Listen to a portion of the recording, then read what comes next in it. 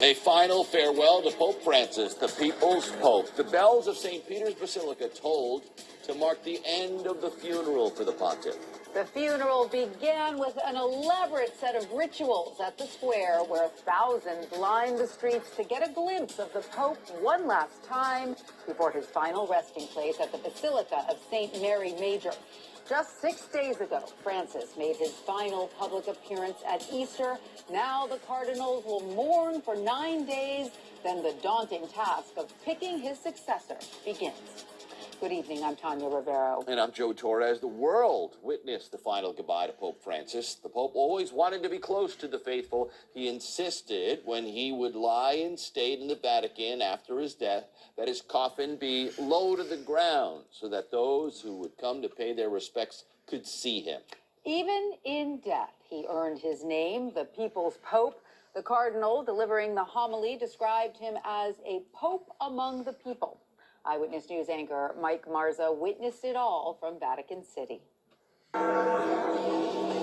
Under a majestic bright blue sky, an open-air funeral mass for a man who looked to open up the church to the masses.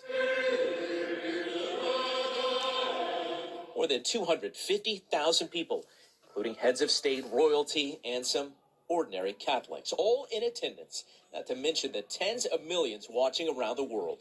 Pope Francis was remembered for his humility and humanity. He was a pope among the people, with an open heart towards everyone. He was also a pope attentive to the signs of the times.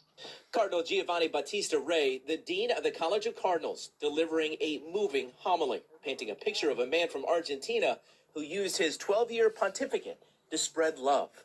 The guiding thread of his mission was also the conviction that the church is a home for all, a home with its doors always open.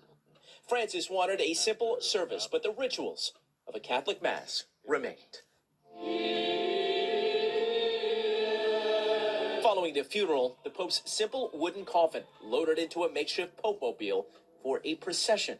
Francesco is the only Pope. Driven through the streets of Rome, past ancient landmarks like the Colosseum, under the warm sun, more than 150,000 people lined the 4-mile route. Like New Jersey native Edna Sandiana, who saw the Pope on Easter Sunday in St. Peter's Square. She's from Old Branch and took pictures of his Pope-mobile rolling by last Sunday. Today, she watched as his body passed on the way to his final resting spot. He's very, very good Pope, a very good man. He helped everyone. As his motorcade climbed the final stretch, people tried to find a perch. Romans tossed open antique shutters to point their cell phone cameras. Children who gravitated to Pope Francis, now part of history.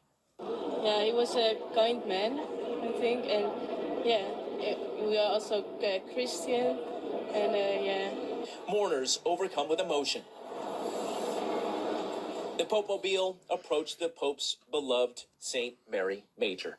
Over my shoulder, you can see people hanging out of these windows that are flanked by those old-school shutters. A group of what the Vatican described as poor and needy greeted the body at the steps of the Basilica before he was buried. His tombstone reads, Franciscus, simple and humble, just like the man.